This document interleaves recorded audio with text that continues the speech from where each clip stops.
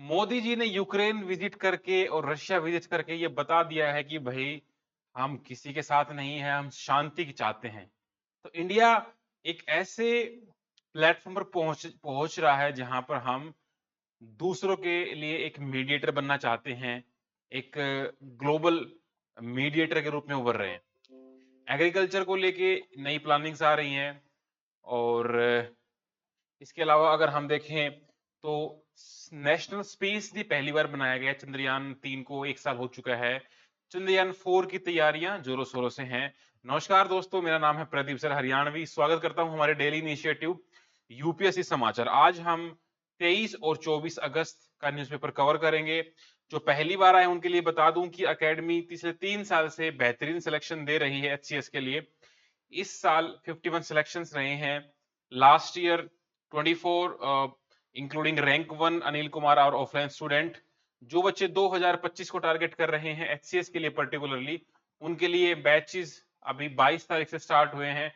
Demo भी चल रहे हैं यूट्यूब पर, कल भी डेमो रहेगा, तो आप उसे देखिए और आपको अच्छा लगता है तो आप ज्वाइन कर सकते हैं। हेडलाइंस देख लेते हैं। इंडिया और पोलैंड के बीच में जो टाइज है वो स्ट्रेटेजिक पार्टनरशिप में कन्वर्ट होगी। अभी मोदी जी ने पोलैंड को विजिट किया है। आई थिंक ये पिछले 42 ईयर्स में पहली बार कोई इंडियन प्राइम मिनिस्टर वहां पे गया है। ठीक है, इसके बाद अपोजिशन मेंबर्स ने अपनी आवाज उठाई है वक्फ अमेंडमेंट बिल के खिलाफ। ये बिल काफी कंट्रोवर्सी में है। इसमें नॉन मुस्लिम मेंबर्स को ऐड करने की सलाह दी गई है और कलेक्टर को पावर दी गई है कि वो बताएगा वक्फ प्रॉपर्टी है या नहीं। तो इस पे अपोजिशन ने आवाज उठाई है। देखने लायक होगा कि कैसे करना इसको वो करेंगे। हॉस्पिटल्स में डेथ ट्रैप हो रखे हैं बिकॉज हॉस्पिटल्स में जितना स्टाफ है और जितना काम है उस हिसाब से इंफ्रास्ट्रक्चर पूरा नहीं हो रहा है। हमारा इंडियन जो स्पेस मिशन है उसके बारे में जानेंगे, कहां कहां पर हम स्पेस मिशन भेज रहे हैं। हमारा स्पेस सेक्टर वर्ल्ड का 8वां लार्जेस्ट स्पेस सेक्टर हो गया है बाई इन्वेस्टमेंट। वाटर स्पाउट क्या हुआ कि रिसेंट में आई थिंक इटली के आसपास से कोई बोट थी और एक वाटर स्पाउट बना और उसमें 5 लोग गायब हैं और एक आदमी की डेथ हो गई है। तो एक ज्योग्राफिकल फिनोमेना है, छोटा सा देख लेंगे। और एडिटोरियल है कि क्या हमें डॉक्टर्स के लिए एक स्पेशल लॉ की जरूरत पड़ेगी, बिकॉज जिस हिसाब से डॉक्टर्स के खिलाफ क्राइम बढ़ रहा है, जो आरजी कर में हुआ और भी बहुत सारे हॉस्पिटल्स में नर्स के साथ मतलब बहुत बढ़िया कंडीशन नहीं है। तो क्या हमें एक सेंट्रल लॉ चाहिए और सेंट्रल लॉ लेके आएंगे तो कितने स्टेट उसको एक्सेप्ट करेंगे, बिकॉज जो हेल्थ है, हेल्थ एक स्टेट सब्जेक्ट है, उसके ऊपर कानून बनाने का अधिकार राज्य सरकार को है। और लास्ट में एक नॉन गवर्नमेंटल ऑर्गेनाइजेशन है ट्रैफिक, इसके बारे में देखेंगे। यूपीएससी ने 2015-16 में डायरेक्ट क्वेश्चन पूछा था। अभी रिसेंट में हमारे प्राइम मिनिस्टर ने पोलैंड को विजिट किया है। ठीक है, पोलैंड विजिट करने के बाद हमने अपनी टाइज को स्ट्रेटेजिक पार्टनरशिप में कन्वर्ट कर दिया है। सीधी सी बात है, हम यहाँ पर चाहते हैं नए नए पार्टनर्स, नए और एवेन्यूज खोलना चाहते हैं। We want to diversify our friends, diversify our imports exports, because पूरे वर्ल्ड में एक बात कही जाती है, there are no permanent friend and no permanent enemies in the world, there are only permanent interest. ठीक है, इस लाइन को नोट कर लेना, कहीं पे चिपका देना, एक नंबर चलेगी। तो हमने एक 5 साल का एक्शन प्लान बनाया है। ट्रेड, टेक्नोलॉजी, क्लीन एनर्जी, सब स्पेस एक्सप्लोरेशन, कोई भी देश हो, किसी भी देश के साथ हम ये चीजें हमेशा ही एक्सचेंज करते हैं। Trade, technology, health, food, education, ये सब तो एक्सचेंज होता ही होता है। यूथ एक्सचेंज प्रोग्राम है, सोशल सिक्योरिटी एग्रीमेंट है, उनके 20 स्टूडेंट हर साल इंडिया विजिट करेंगे। ठीक है, 2024 से 28 के लिए हमने एक प्लान बना लिया है। पॉलिटिकल डायलॉग होगा, सिक्योरिटी, ट्रेड, इन्वेस्टमेंट, ये सब रूटीन में चलता रहता है। कोई भी देश हो, उनके बीच में डायलॉग और ये सब चलता ही रहता है। ठीक है, इकोनॉमिक कोऑपरेशन में भाई फूड प्रोसेसिंग, तो वहां की कंपनियां यहाँ इन्वेस्ट करेंगी मेगा फूड पार्क्स में। अर्बनाइजेशन के फील्ड में जैसे अगर देखें तो जो वेस्ट वाटर ट्रीटमेंट है, सॉलिड वेस्ट मैनेजमेंट है, अर्बन इंफ्रास्ट्रक्चर है, बिकॉज यूरोप के देश इन मामलों में अच्छे हैं, उनका लाइफस्टाइल बढ़िया है एशियन कंट्रीज से, एटलीस्ट वेस्टर्न या वेस्ट अगर हम देखें तो उनसे ही बढ़िया है। यूरोप में डाइट को लेके, हेल्थ को लेके बहुत कॉन्शियस हैं और उनकी टेक्नोलॉजी औरों से एडवांस है, तो वो हमें उससे हेल्प मिलने वाली है। अगर टेक्नोलॉजी की बात करें तो क्लीन एनर्जी में हम कोल टेक्नोलॉजी, क्लीन में green hydrogen, renewable energy, artificial intelligence, youth exchange program, space exploration, ये सब तो हमारे कॉमन है, ये किसी भी देश के साथ आप जोड़ सकते हो। वक्फ अमेंडमेंट बिल जो आया था, तो इसके जो ऑब्जेक्टिव्स थे, इसमें जो अमेंडमेंट थे, हमने अच्छे से इस एक्ट को देखा था। मैंने कहा था अभी सिर्फ बिल आया है, इसके ऊपर बार बार आर्टिकल आएंगे, तो बोल बाय बोल कमेंट्री हम नहीं करना चाहते। एक बार समझ लिया, इसमें मेन आपको फिर बता देता हूं, वक्फ बिल में हम कुछ चेंजेस ऐसे आए हैं जिसको लेके चिंता का विषय बना हुआ है। एक तो जो वक्फ बोर्ड है उसके अंदर नॉन मुस्लिम्स की एंट्री कंपलसरी की जा रही है। दूसरा, वक्फ प्रॉपर्टी की डेफिनेशन कलेक्टर को पावर दे दी गई है, कलेक्टर बताएगा कि ये वक्फ है कि नहीं। किसी भी गवर्नमेंट प्रॉपर्टी को वक्फ प्रॉपर्टी घोषित नहीं किया जा सकता। ठीक है, तो इसमें काफी सारे चेंजेस हैं, तो उसको लेके एक ज्वाइंट कमेटी बनाई गई है जिसमें मुस्लिम्स भी हैं, हिंदूज भी हैं। तो उसका जब रिजल्ट आएगा, ये कमेटी मेंबर्स रही, इसमें सारे तरह के लोग हैं, वुमेन भी हैं, मुस्लिम्स भी हैं, सीनियर भी हैं, यंग भी हैं, तो अलग अलग पार्टी से भी हैं। तो इसको लेके जो मुस्लिम मेंबर का इंक्लूजन था, डीड रिकॉर्ड का रिक्वायरमेंट था, तो ये कहना चाह रहे हैं कि भाई अभी ऐसी ऐसी प्रॉब्लम्स है, लेकिन जब ये बिल सोल्व हो जाए, एक्ट बन जाए, तब इसको हम याद कर लेंगे। ठीक है, ये किसी भी चीज में याद रखना, हम बार बार अपना टाइम वेस्ट नहीं करेंगे एक ऐसे आर्टिकल पर जो महीने में 5 बार आ रहा है। हमें एग्जाम को लेके क्लैरिटी होनी चाहिए कि एग्जाम में अगर वक्फ एक्ट आता है तो मैं तैयार हूं। ठीक है, अभी इस पर टाइम नहीं लगाना है। 2012 में एक डीपीएसपी लेके क्वेश्चन आया था कि भाई कौन सा डीपीएसपी गांधीयन है। तो गांधी जी बात करते हैं भाई एनिमल को बचाओ, शराब मत पियो, विलेज कॉटेज इंडस्ट्रीज। लेकिन जो यूनिफॉर्म सिविल कोड हो गया या लीजर अपॉर्चुनिटीज होगी, ये लिबरल वाले में आते हैं। ये पॉलिटी में साफ साफ लिखा हुआ है कौन सा गांधीयन है, कौन सा लिबरल है। तो ये दो नहीं थे, सिंपल है। वैसे पुराना हो गया, अब ऐसे क्वेश्चन नहीं आते हैं। ठीक है, फिर भी रेफरेंस के लिए रख लेते हैं। सोशल जस्टिस की बात करें तो भाई इस आर्टिकल में ये कहा गया है कि जो हॉस्पिटल्स हैं वहां पर वेंटिलेशन बहुत पुअर है, वहां पर एयर कंडीशनिंग नहीं है, और जितने पेशेंट्स आ रहे हैं उसको ट्रीट करने के लिए उस हिसाब से वर्कफोर्स और इंफ्रास्ट्रक्चर नहीं है, जिस वजह से उनको हेल्थ के इश्यूज होते हैं, सफोकेशन होती है, और जिस चीज से बचने के लिए हॉस्पिटल में आए थे वही उनको मारने के लिए आतुर हो जाती है। अगर हम बात करें तो भाई ओवर क्राउडेड है, पुअरली वेंटिलेटेड है, पेशेंट सफर करते हैं हीट रिलेटेड इलनेस से, है ना। तो कूलिंग और पुअर मैनेजमेंट है ही, तो हमें अर्जेंट रिक्वायरमेंट है एक सिस्टमेटिक इंप्रूवमेंट हो और हीट मैनेजमेंट हो, बिकॉज गवर्नमेंट हॉस्पिटल्स में भीड़ ज्यादा है, रिसोर्सेज कम है। प्राइवेट हॉस्पिटल में कूलिंग बढ़िया है, एकदम 5 स्टार ब्लू स्टार के एसी हैं, लेकिन वहां फीस इतनी लग जाती है कि सब कुछ ठंडा पड़ जाता है इंसान का। ठीक है, तो वहां पर आम आदमी जा नहीं सकता, because out of pocket expenditure होगा। अगर जाएगा तो वो उस पैसे से मर जाएगा, इतने पैसे मांग लेंगे कि वो उस पैसे को चुकाने में ही मर जाएगा, बीमारी से ज्यादा उस पैसे से मर जाएगा। सरकारी हॉस्पिटल में सरकार की जिम्मेवारी बनती है कि वो लोगों के लिए करे, है ना। तो इसका एक ही सॉल्यूशन हो सकता है, ट्रिपल पी। गवर्नमेंट के पास इतना पैसा नहीं है कि वो इन्वेस्ट करे, तो गवर्नमेंट क्या कर रही है, टाई अप करती जा रही है, पैनल पे लेती जा रही है। आपने देखा होगा आयुष्मान भारत स्कीम के तहत कि भाई प्राइवेट हॉस्पिटल में जाओ, आयुष्मान कार्ड दिखाओ और इलाज कराओ। तो ये एक सस्टेनेबल सॉल्यूशन है, यही मुझे दिख रहा है। आप इसको बेहतर सॉल्यूशन जानते हो, आप बताना। तो सारे वही बताएं, और crowded, inadequate facility, lack of proper ventilation, ठीक है, वेटिंग एरिया नहीं है, कूलिंग नहीं है, वार्ड ओवर हीटेड है, ठीक है, लिमिटेड लोगों को ट्रीटमेंट मिल रहा है। सॉल्यूशन क्या है, इन्वेस्ट करो भाई होटल इंफ्रास्ट्रक्चर में, हॉस्पिटल इंफ्रास्ट्रक्चर में, हीट का मैनेजमेंट करो, कूलिंग वगैरह करो, लेकिन करें कहां से, पैसा ही नहीं है, एसी कहां से लगाएंगे। कूलिंग मेजर ले लो, अवेयरनेस ट्रेनिंग करा दो, पब्लिक हेल्थ, ये सब कहने की बातें हैं, लेकिन मेन सॉल्यूशन यही है, पब्लिक प्राइवेट पार्टनरशिप करो, हेल्थ में इंफ्रास्ट्रक्चर में प्राइवेट को लेके आओ। ठीक है, तभी बात चलेगी। चलो भाई, 2010 में क्वेश्चन आया था, what are the possible limitations of India in mitigating global warming. Global warming को हम इमीडिएट फ्यूचर में हमारे पास क्या लिमिटेशंस हैं, तो इसका उत्तर 1 और 2 था। तीसरा ये था कि many developed countries have already set up their polluting industries in India. ये बात सही नहीं है, इंडिया कोई ऐसा चोर बाजार नहीं है कि कोई भी आगे सेटअप कर जाए। India is well recognised country, तो ये स्टेटमेंट फॉल कर जाती है, बाकी स्टेटमेंट नॉर्मल है। ठीक है, अभी हमने 23 अगस्त 2023 को अपना चंद्रयान 3 का सक्सेसफुल मून लैंडिंग कराया था। अब उसका 1 साल पूरा हो चुका है।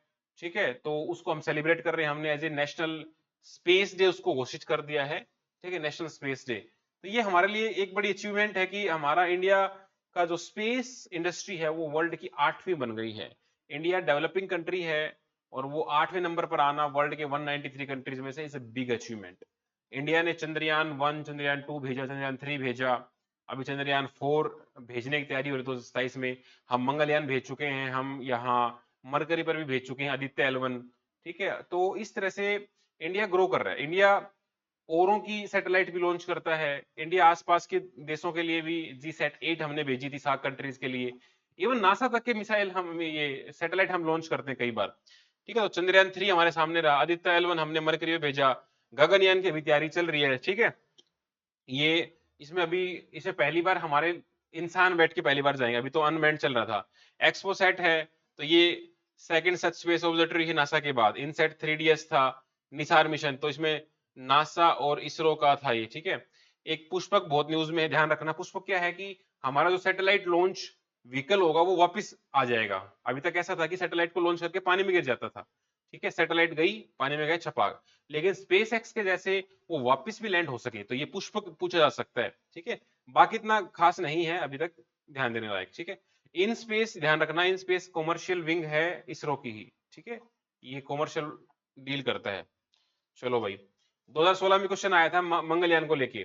तो मंगलयान का नाम है मार्स ऑर्बिटर मिशन, मोम, बिल्कुल सही है।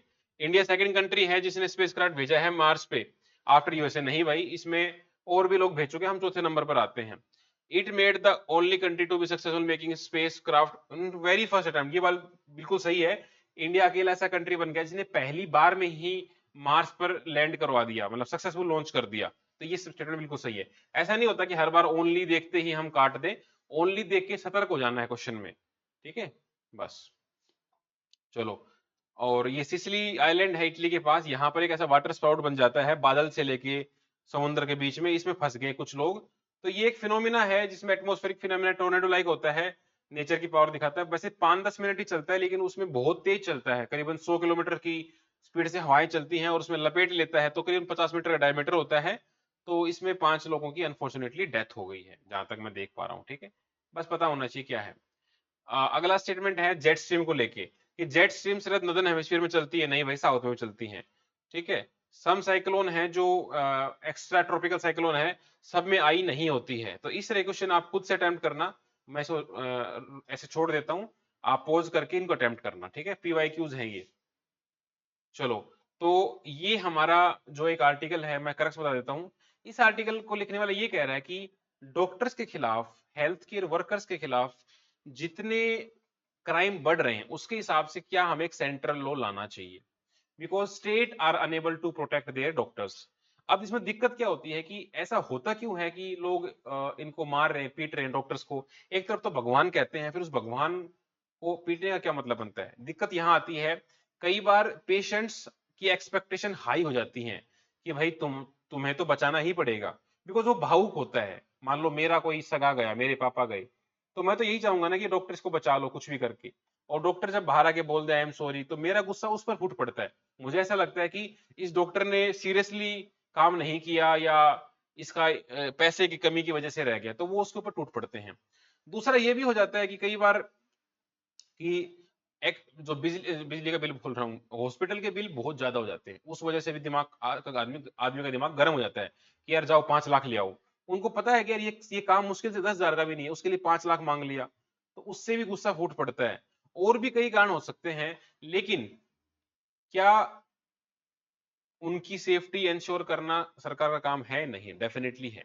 बहुत सारे सरकारी हॉस्पिटल्स में चौकी बनाई जाती है। तो ये आर्टिकल उसी बारे में बात कर रहा है कि भाई जो इंसिडेंट हो रहे हैं उसमें हमें लॉ की जरूरत पड़ेगी ही पड़ेगी। देखो, वॉयलेंस बढ़ रहा है, स्टेट लॉ फिर भी है, लेकिन ऐसा हो रहा है। एक तो इंफ्रास्ट्रक्चर की कमी है। अब मान लो 20 इमरजेंसी रूम है, पेशेंट 50 आ गए, तो वो 30 कहाँ जाएंगे? और सारे ही इमरजेंसी में है, खून टपकते हुए आ रहे हैं, किसी गर्दन टूटी पड़ी है, किसी का पैर हाथ में लेके आ रहा है, तो उन लोगों को कहाँ कहाँ एडजस्ट किया जाए? उनको लगता है कि भाई मेरा बच जाए, हर आदमी को यही लगता है मेरा आदमी नहीं मरना चाहिए। तो इंफ्रास्ट्रक्चर की कमी है, ठीक है, तो इसलिए हमें करना पड़ेगा। तो ये हो क्यों रहा है? देखो, हाई एक्सपेक्टेशन मैंने बताया, ये डॉक्टर तो भगवान है, बचा ही लेगा। हेल्थ केयर की कॉस्ट, तो उनका आउट ऑफ पॉकेट एक्सपेंडिचर होता है, और इस वजह से इमोशनल आउटब्रेक हो जाता है कि भाई हम तो मर ही गए हैं, इनको मारे। इंफ्रास्ट्रक्चर है ही नहीं, लॉन्ग वेट आवर्स, आपको घंटों घंटों खड़ा रहना पड़ता है। तो हमें वही वर्क फोर्स का ओवरलोड है, उसको बढ़ाना पड़ेगा, ठीक है। मेडिकल जो पोस्ट ग्रेजुएट स्टूडेंट्स हैं उनके ऊपर बर्डन आ रहा है। सिक्योरिटी प्रोटोकॉल्स है, सिक्योरिटी का इंश्योर करो भाई, सीसीटीवी वगैरह लगाओ। अभी एनजी कार केस में जो इंसिडेंट हुआ, वहां सिक्योरिटी कैमरा है ही नहीं, सिक्योरिटी कैमरा थे वो डिलीट कर दिए गए, ठीक है। व्हाट द फूड, ये थोड़ी ना होता है। Communication and mental health support भी देना पड़ेगा, डॉक्टर्स भी मेंटल हेल्थ मतलब कमजोर उनकी भी हो चुकी है। 18-18 घंटे, जिस लड़की का ये इंसिडेंट हुआ 36 घंटे की ड्यूटी करके वो आई थी, इमेजिन करो 36 घंटे स्ट्रेस में काम करने के बाद इंसान की हालत क्या होती है। ठीक है, तो हमें एग्जिस्टिंग लॉ के साथ साथ अभी हमने और भी लॉ लाना चाहिए। ऐसा एक्ट पहले ही बनाने की कोशिश हो चुकी थी, health care service personal and clinical establishment act, लेकिन वो पास नहीं हो पाया था। ठीक है, अब ये स्टेट सब्जेक्ट है, इसलिए यहाँ पर हम ज्यादा कुछ इंटरव्यू नहीं कर सकते। सुप्रीम कोर्ट की इन्वॉल्वमेंट यहाँ पर हो रही है। सुप्रीम कोर्ट ने एक कमेटी बनाई है, नेशनल टास्क फोर्स, जो देखेगी कि इसमें कितना है। और असल में हम देखें तो कन्विक्शन रेट बहुत लो है जो स्टेट्स के हैं, तो मुश्किल से 10% भी कन्विक्शन केस नहीं है। अब हम सेंट्रल लॉ लेके आएंगे तो भाई अच्छी बात है, डेटर से काम करेगा। केरला एग्जांपल देखो, वहां उन्होंने बढ़िया एक स्ट्रिंजेंट लॉ सेट कर रखा है। और हमें यहाँ पर एक ये ओपिनियन भी रखना है कि भाई जो कस्टमर है, जो पेशेंट है, वो इतना स्ट्रिक्ट लॉ ना बना दिया जाए कि कस्टमर ही मर जाए, डॉक्टर्स को इतनी पावर आ जाए कि जो पेशेंट है वो बोल ही ना पाए। तो we have to strike a balance.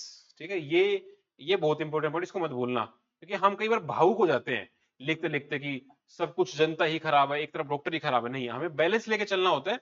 तो कंक्लूजन यही है कि हॉस्पिटल इंफ्रास्ट्रक्चर को इंप्रूव कर लो, सिक्योरिटी मेजर्स को एनहेंस कर लो, और पब्लिक हेल्थ केयर स्पेंडिंग को क्रिटिकल मोड पे है तो बढ़ा दो। ट्रिपल पी भी यहाँ पर एक अच्छा ऑप्शन हो सकता है, पब्लिक प्राइवेट पार्टनरशिप। ठीक है, ट्रैफिक एक बॉडी है, वाइल्ड लाइफ मॉनिटरिंग में काम करती है, एक तरह का एनजीओ है ये। इसको चलाता कौन है? WWF, world wild life fund, और IUCN, ये दोनों मिलकर चलाते हैं। 1976 में एस्टेब्लिश हुआ था। इसका हेडक्वार्टर यूके में, कैम्ब्रिज में। इसका मेन काम यही है, कहीं पर वाइल्ड लाइफ ट्रेड वगैरह हो रहा हो तो उसको रोकना, उसको इंश्योर करना वो ना हो। अच्छी खासी बॉडी है, ये आपको पता होना चाहिए, पेपर में कभी कभार आ जाती है। आज के हमारे 10 क्वेश्चन देख लो फटाफट। When did the India successfully land Chandrayaan-3 on the moon? वो तारीख आपको बतानी है, चंद्रयान की 3 लैंडिंग कब हुई थी। Which bill in India has sparked debate due to concern about excessive government control और वक्फ प्रॉपर्टीज? वक्फ प्रॉपर्टी को लेके एक्ट कौन सा है, बिल कौन सा, उसका नाम आपको लिखना है। What is the primary focus of the 5-year action plan agreed upon between India and Poland? India और पोलैंड के बीच में जो एक्शन प्लान आया है, 4-year एक्शन प्लान, उसका मेन एजेंडा क्या है वो आपको बताना है। The natural phenomena cause the sinking of luxury yacht of Sicily island. हमने अभी देखा जो 5 लोग जो मर गए हैं सिसिली आइलैंड पे, वो कौन सा जोग्राफिकल फिनोमेना था, कौन सा एटमॉस्फेरिक फिनोमेना था, वो नाम बताना है। Which Indian space mission was launched to study solar activities L1 point, उसका नाम क्या था जो हमने सोलर के लिए भेजा है। सॉरी, मैंने मरकरी के लिए बोल दिया था बीच में, आदित्य L1, वो मरकरी के लिए नहीं था, वो सन को स्टडी करने गया था। आदित्य तो सन का ही नाम है। ठीक है, What organization monitors wildlife trade globally and aims to prevent it from the threatening conservation effort? अभी हमने देखा जो बॉडी थी उसका नाम आपको दोबारा लिखना है। Which body is designated to investigate specific issues in the Indian Parliament beyond financial scrutiny? ये आपको बताना है उस बॉडी का नाम। What kind of water sprout forms during the thunderstorm and can start as a tornado on land? ठीक है, ये थोड़ा सा गूगल करना पड़ेगा आपको। Which Indian meteorological satellite was launched to support GSLV connectivity for the Nisar mission? Nisar mission Google करके देखना, थोड़ा सा पता लगाना। इसको सपोर्ट करने के लिए हमने एक सैटेलाइट भेजी, इसका नाम पता होना चाहिए, बहुत इंपॉर्टेंट है। What critical issue is highlighted by the poor management and lack of cooling in Indian public hospital during heat wave? Issues क्या है वो आपको बताना है। थोड़ा मेन से एंगल से मैं एक दो क्वेश्चन डालना स्टार्ट कर रहा हूँ। ठीक है, चलो, आई होप आपको काफी कुछ सीखने को मिला होगा। 24 तारीख का देखते हैं।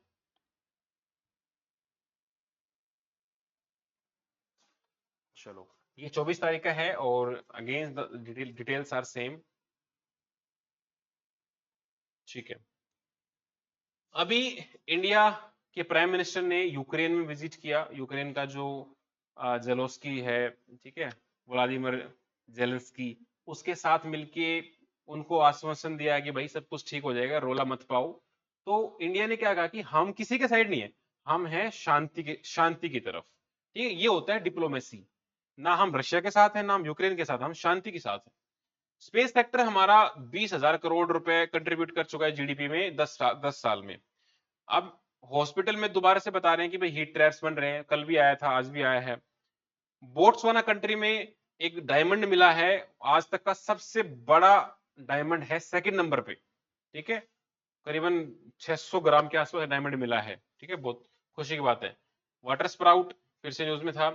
The road to 2047 for Indian agriculture, 2047 तक हमारा टारगेट है कि हम एक डेवलप्ड इकोनॉमी बन जाएंगे और हमारी पॉपुलेशन भी स्टेबल हो जाएगी। तो वहां जब हम पहुंच जाएंगे तो हमारे एग्रीकल्चर का क्या होगा।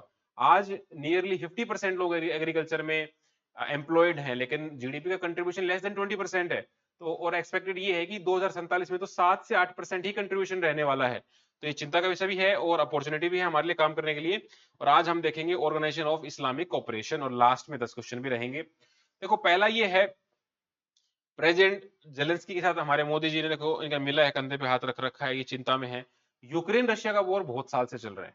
यूक्रेन रशिया का वॉर स्टार्ट कब हुआ? एक क्रीमिया पेनिनसुला था, यूक्रेन के पास था, वो रशिया ने कब्जा लिया। ऊपर से यूक्रेन को इधर नाटो में एंटर करने वाले थे, ठीक है, लेकिन रशिया ये होने नहीं देगा। रशिया इंडिया का बहुत पुराना फ्रेंड है, ऑल वेदर फ्रेंड है। 1971 वॉर में रशिया हमारे साथ खड़ा था, otherwise America was about to intervene, ठीक है। हमारा सारा स्पेस, सॉरी स्पेस नहीं, हमारा सारा डिफेंस रशिया पे टिका हुआ है। Russia is the largest trading partner, largest trading defence partner of India. तो हम रशिया को नाराज नहीं कर सकते। अब यूक्रेन वाला यही कह रहा है कि भाई तुम ऑयल खरीदते हो रशिया से, सारा डिफेंस वहां से खरीदते हो, ठीक है, व्हाट्सएप पे घंटों घंटों बातें करते हो, तो हमारा क्या? मोदी जी समझा रहे हैं कि भाई देखो भलाई इसी में है कि कोऑपरेशन करो, ठीक है, अपने मुद्दों को बायलेटरली समझाओ। हम as a third person mediator बन सकते हैं, आपका मामला सुलझा देंगे। रशिया के साथ हमारी अच्छी खासी डीलिंग है, हमने उनके साथ ट्रेड को डबल ट्रिपल करने के कस्में भी खा चुके हैं। लेकिन यहां भी हमने कहा कि भाई आपको ह्यूमैनिटेरियन एड चाहिए, जहां जहां नुकसान हुआ है हम मानवता का आधार पर आपको को पैसा भेजेंगे। Development project, agriculture, cultural, drug regulation, इन सब में हमने पैक्ट साइन किया, बिकॉज यूक्रेन का बहुत सारा सामान जल चुका है, उनका ट्रेड, उनका एजुकेशन सब कुछ बर्बाद हो चुका है। वो कंट्री अब आर पार हो चुकी है, तो वर्ल्ड वार 3 के हालात बन चुके हैं। तो इंडिया यहाँ पर अगर एक अच्छा स्थान ग्रहण करता है तो इंडिया का वाहवाही होगी, कि इंडिया का नाम होगा कि भाई इंडिया ने मेडिएटर कर दिया जो कोई नहीं कर पाया। लेकिन नुकसान ये है कि इसमें हमारी इमेज भी खराब हो सकती है। जो वेस्टर्न कंट्री है उन्होंने रशिया पर रेस्ट्रिक्शंस लगा रखे हैं, सैंक्शंस लगा रखे हैं, इंडिया उसमें बीच में आया तो इंडिया भी हो सकता है। दो सांड लड़ रहे हो और आप बीच में चले जाओ तो आपकी मौत भी हो सकती है, भले ही आप गर्म पानी मारो ठंडा पानी मारो उससे फर्क नहीं पड़ता। तो ये एक अच्छा आर्टिकल है, अभी डेवलपमेंट होगा और निकल के आएगा बढ़िया सा। फिलहाल इतना समझो कि इंडिया इसमें डायलॉग चाहता है और 4 चीजों पर हमने एग्रीमेंट किया है। ह्यूमैनिटेरियन एड देंगे आपको, हाई कैपेसिटी डेवलपमेंट प्रोजेक्ट्स में कोऑपरेशन करेंगे हम, एग्रीकल्चर में, फूड सिक्योरिटी में, कल्चरल कोऑपरेशन करेंगे, और एग्रीमेंट किया हमने ड्रग क्वालिटी और रेगुलेशन, बिकॉज हेल्थ वगैरह में हमको ड्रग और वो सब चाहिए होता है, जब युद्ध होता है तो बहुत लोग घायल होते हैं। इंडिया कह रहा है कि भाई हम आपकी सोवरेनिटी की रिस्पेक्ट करते हैं, आपकी जो टेरिटरी इंटेग्रिटी है उसको हम बर्बाद नहीं होने देंगे। लेकिन यूक्रेन के कंसर्न ये है कि रशिया से हम ऑयल खरीद रहे हैं, ठीक है, तो जब तक हमारा ट्रेड अच्छे होते हैं संबंध, तो बाकी चीजें पीछे हो जाती हैं। लेकिन इंडिया इसमें कैसे बैलेंस कर रहा है? एक तो हम डिप्लोमेटिक एंगेजमेंट लेके आ रहे हैं भाई, इंडिया नॉन अलाइंड स्टांस, ना हम उनके साथ है ना इनके साथ हैं, हम एक डायलॉग फैसिलिटेट करना चाहते हैं और पीस टॉक प्रपोज करना चाहते हैं। अंत में होता यही है, पीस ही साइन करना पड़ता है, ठीक है। एक टाइम पर यूके और फ्रांस जाने दुश्मन हुआ करते थे, ठीक है, लेकिन आज साथ साथ रह रहे हैं यूरोपियन यूनियन के अंदर, ठीक है। हालांकि यूके निकल गया बट फिर भी साथ साथ रह रहे हैं, ऐसी कोई दिक्कत नहीं है। तो ह्यूमैनिटेरियन असिस्टेंस हम दे सकते हैं। इंटरनेशनल जो फॉर्म है, मान लो ब्रिक्स है, यूएन है, वहां पर इन मुद्दे को उठा सकते हैं कि भाई वर्ल्ड में ऑलरेडी क्लाइमेट चेंज आ रखा है, ये गोले बारूद से और आएगा, वो सबके लिए होगा। एक न्यूट्रल मेल्टर हम बनना चाहते हैं और इकोनॉमिक लेवरेज भी हम चाहते हैं। लेकिन पोटेंशियल इंपैक्ट क्या होंगे? एक तो मीडिएट अगर कर दिया तो इंडिया की रेपुटेशन बढ़ जाएगी वर्ल्ड ऑर्डर में, वाह वाह हमारी हो जाएगी। दूसरा, हमारा स्ट्रेटेजिक पार्टनरशिप हो जाएगी, तो डिफेंस टेक्नोलॉजी कोलैबोरेशन, हमारा इंपोर्ट एक्सपोर्ट जो पोर्टफोलियो है वो और डाइवर्सिफाई हो जाएगा। जियोपॉलिटिकल रिस्क ये है कि जियोपॉलिटिकल रिस्क में जो पोटेंशियल बैकलैश है दूसरे कंट्रीज से, जैसे फ्रांस है, या यूके है, यूएसए है, जर्मनी है, वो इसमें अगर जब आएंगे, सबके अपने अपने इंटरेस्ट हैं, कोई किसी का सगा नहीं। तो हम यूक्रेन के साथ जाएंगे या रशिया के साथ जाएंगे तो दिक्कत तो होने वाली है। लेकिन इंडिया एक इतनी मजबूत कंट्री है, उसे किसी की जरूरत नहीं है भाई, वो अपना स्टैंड खुद ले सकता है। India is sovereign country. Domestic relation हमारे बिगड़ सकते हैं रशिया के साथ, दोनों को मैनेज करने में हमें बहुत दिक्कत भी आ सकती है, ठीक है। दोनों को मैनेज करना मतलब मेंढक तोलना। इकोनॉमिक इंपैक्ट अगर हम देखें तो भाई हमारा खुद का trade relations, energy import Russia से है, तो इतना हल्के में नहीं लेना चाहिए। हम भी एक डेवलपिंग कंट्री हैं, हमारे यहाँ लोग भूखे मर रहे हैं और हम वहां जाके हम दूसरे कंधों पे हाथ रख रहे हैं, ये हमें ये भी सोचना चाहिए थोड़ा सा ना। आयुष्मान भारत को लेकर 2022 में क्वेश्चन आया कि भाई आयुष्मान भारत जो मिशन है, डिजिटल मिशन, ये हर पब्लिक प्राइवेट को मस्ट अडॉप्ट करना पड़ेगा? नहीं भाई, ऐसा नहीं है, मस्ट नहीं यहाँ पर। दूसरा कह रहा है कि हर सिटीजन को हम इसका पार्ट बनाएंगे एवरी सिटीजन, नहीं भाई सबको नहीं, कुछ गरीब लोगों को जिनको जरूरत है। और it's a seamless portability across the country, ये जनरल स्टेटमेंट है। एमसीक्यू में 50% नॉलेज होता है, 50% आपका अटेम्प्टेशन होता है। जब ऐसे आप स्ट्रॉन्ग वर्ड देखते हो मस्ट, एवरी, तो लॉजिकली सोचो यार, हर हॉस्पिटल को, हर पब्लिक और प्राइवेट को मस्ट कैसे कर सकते हो? ठीक है, स्टेट लॉ है, स्टेट लिस्ट में आता है हेल्थ, तो आप मस्ट कर ही नहीं सकते। मस्ट करने जाओगे तो फिर फेडरलिज्म इंपैक्ट हो जाएगा।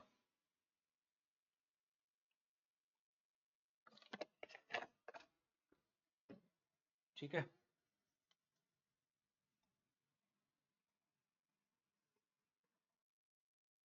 चलो हम आगे चलते हैं। हमारा जो स्पेस सेक्टर है उसने पिछले 10 साल में जीडीपी में 20,000 करोड़ का कंट्रीब्यूशन दिया है। इन्वेस्टमेंट को देखें तो हम 8वीं सबसे बड़ी स्पेस एजेंसी बन चुके हैं। ठीक है, तो एक रिपोर्ट आई थी रिसेंट में, उसके हिसाब से ये सब कुछ आया है। नेशनल स्पेस डे हमने अभी बनाया था। ठीक है, हमारा 1 साल होगा चंद्रयान 3 की लैंडिंग को। तो ये सब है, तो हमारे इसके ऊपर क्या इम्पैक्ट आएगा? देखो भाई, एक तो हमने 96,000 जॉब्स को सपोर्ट किया डायरेक्टली। ठीक है, और हमारा जो जो स्पेस फोर्स है उससे क्या होता है कि एक मल्टीप्लाई इफेक्ट होता है। हमारी सैटेलाइट गई, उसके इम्पैक्ट होते हैं, उससे ट्रेड होगा, लोगों को जॉब मिलेगी, टेक्नोलॉजी आएगी, इकोनॉमी फास्ट होगी, कम्युनिकेशन फास्ट होगा तो ट्रेड फास्ट होगा। तो जब कोई आधार मजबूत होता है ना, तो आसपास उसका बहुत इम्पैक्ट होता है। ठीक है, अब मान लो मैं घर में एसी लगाता हूँ, तो एसी लगाने के बाद क्या होगा? मान लो हम 4 लोग पढ़ने वाले हैं, चारों एसी में बैठ के पढ़ रहे हैं, हमारी एफिशिएंसी बढ़ेगी, एफिशिएंसी बढ़ेगी तो अच्छी जॉब मिलेगी, अच्छी जॉब मिलेगी पैसा बढ़ेगा। तो ये नहीं है कि सिर्फ वो एक ठंडा करने के लिए लगा दिया गया, उसके इम्प्लीकेशंस बहुत ब्रॉड हो सकते हैं। ठीक है, तो सैटेलाइट कम्युनिकेशन में हमने 54% रेवेन्यू लगाया है, आया है, नेविगेशन 26% और लॉन्चेज में 11%। तो हम अपनी डाइवर्सिफाई कर चुके हैं काफी। वे अहेड ये है कि हम और भी चाहते हैं पब्लिक प्राइवेट पार्टनरशिप में। ठीक है, अभी इसमें कुछ खास नहीं है। चंद्रयान 4 की तैयारी हमने कर ली है, 2027 में शेड्यूल कर दिया है हमने। हम चाहते हैं कि इस बार हम क्या करें, मून पर जाएं और वहां से सैंपल कलेक्ट करके लेके आए। इस बार हमारे 5 कंपोनेंट जाएंगे, जो लैंड करेगा, कलेक्ट करेगा, वापस आएगा, और उसको हम फिर भारत की अलग अलग लेबोरेटरीज में डालेंगे। और मून पे जो सोयल है उसके अंदर किस चीज की कमी है, किस चीज की रिचनेस है, वो हम देखेंगे, ताकि फ्यूचर में यू नेवर नो कि हम मून पे खेती कर दें या मून को हम किसी तरह यूज कर पाए या समझ पाए, या मून के ओरिजिन से इंडिया, सॉरी, अर्थ का ओरिजिन समझ पाए। ठीक है, तो बहुत सारी चीजें हैं जो पहले नहीं हो पाती थी, आज हो पा रही हैं। आज हम सैटेलाइट से बातें कर पाते हैं पूरे वर्ल्ड में बैठ के, कहीं पर भी 1 सेकंड में कॉल लग जाती है, जस्ट बिकॉज स्पेस टेक्नोलॉजी। ठीक है, तो अभी तो ये डेवलप हो रहा है। चंद्रयान 3 में 3 ही कंपोनेंट थे। ठीक है, अब यहाँ पर 5 कंपोनेंट होंगे और ये सैंपल कलेक्ट करके भी लेके आएगा। जब लेके आएगा तब देखेंगे। ठीक है, ये अगेन वही क्वेश्चन आ गया है, मार्स वाला ही। चलो भाई, अभी एक डायमंड मिला है बोट्सवाना कंट्री के करोवे डायमंड माइन में, आपको एक्सरे टेक्नोलॉजी यूज करके एक 2492 कैरेट का डायमंड मिला है। ये वर्ल्ड का सबसे बड़ा तो नहीं, लेकिन सेकंड नंबर का सबसे बड़ा डायमंड है। सबसे बड़ा कौन सा था? कुलीनैन डायमंड। ये इससे भी बड़ा डायमंड था, 1905 में मिला था। ठीक है, तो आपको पता होना चाहिए बोट्सवाना जो कंट्री है, अपनी एटलस में जाके इसको देखना, वर्ल्ड के 20% डायमंड यहां से निकलते हैं, ये आप ध्यान रखना। ठीक है, 1905 में सबसे बड़ा डायमंड मिला था कुलीनियन डायमंड। इसका टुकड़े टुकड़े करके इसको जो यूके की क्वीन है वो अपने मुकुट में जड़ा रखा है उन्होंने। ठीक है, हमारा कोहिनूर भी ऐसे ही चुराया गया था। चलो भाई, एक फैक्ट क्वेश्चन आता है, लैब ग्रोन डायमंड, जो जो डायमंड लैब में बनाए जाते हैं उनके बारे में 3 स्टेटमेंट है। नंबर 1, जो डायमंड लैब में बनाए जाते हैं, ठीक है, मतलब ये जो लैब ग्रोन डायमंड्स है, इनको हम लैब के अंदर बना सकते हैं। सिंपल सी बात है, नाम से पता लग रहा है। दूसरा, ये केमिकली, फिजिकली, ऑप्टिकली डिफरेंट होते हैं नेचुरल डायमंड से। इन्होंने क्या बोला? डिफरेंट। डिफरेंट तो डेफिनेटली हो गए हैं, वो नेचुरली बनाई, आर्टिफिशियल बनाया, तो डिफरेंट तो होना ही है। दूसरा भी सही है। तीसरा क्या है? These diamond are used in the computer chips and satellite. तो ये गलत है भाई, कंप्यूटर चिप और सैटेलाइट्स में अभी तक डायमंड का कोई यूज नहीं है। मेनली वहां पर सिल्वर और गोल्ड का ज्यादा यूज होता है, तो डायमंड्स का वहां पर यूटिलिटी नहीं है। चलो, और एक रिवर न्यूज में है, गोमती रिवर। ऐसे एलिगेशन लगाए गए हैं कि भाई गोमती रिवर पे जो डैम था, वो डैम का पानी हमने खोल दिया, इस वजह से ईस्ट बांग्लादेश में बाढ़ आ गई है। लेकिन इंडिया मना कर रहा है कि भाई ऐसा कुछ नहीं किया है। तो अपने मैप में जाके गोमती रिवर एक बार देख लेना, ये यहाँ पर गोमती रिवर है, ये दम्बूर लेक त्रिपुरा से निकलती है गोमती रिवर, ये मेघना रिवर को ज्वाइन कर लेती है, इतना पता होना चाहिए। ठीक है, 2014 में क्वेश्चन आया था, 3 रिवर दी गई थी, बराक, लोहित और सुबनसिरी। ये पूछा था कि अरुणाचल प्रदेश से कौन सी रिवर निकलती है। तो अब देखो इसमें अगर हमें लोहित सुबनसिरी नहीं पता होता तो भी कोई टेंशन नहीं है। बराक रिवर जो है, ये बराक रिवर तो अरुणाचल प्रदेश के आसपास भी नहीं है, अरुणाचल प्रदेश तो बहुत ऊपर है। बराक रिवर नीचे से निकलती है मिजोरम मणिपुर के आसपास से। ठीक है, तो ये निकलती है मणिपुर, मिजोरम, असम। अरुणाचल प्रदेश का कोई इसमें रोल नहीं है। चलो, आज का जो हमारा एडिटोरियल है ये कह रहा है कि भाई इंडिया को 2047 तक डेवलप्ड कंट्री बनना है और उसमें एग्रीकल्चर का बहुत मेन रोल होने वाला है। इसमें ये कहना चाह रहा है कि भाई एग्रीकल्चर में नियरली 50% लोग लगे हुए हैं, फिर भी जीडीपी का कंट्रीब्यूशन 17 से 18% है, बिकॉज हमारी एफिशिएंसी बहुत कम है, जबकि सर्विस सेक्टर में लोग कम है लेकिन कंट्रीब्यूशन डबल से भी ज्यादा है। तो ये कहना चाह रहा है कि भाई इंडिया कहाँ कहाँ मदद कर रहा है।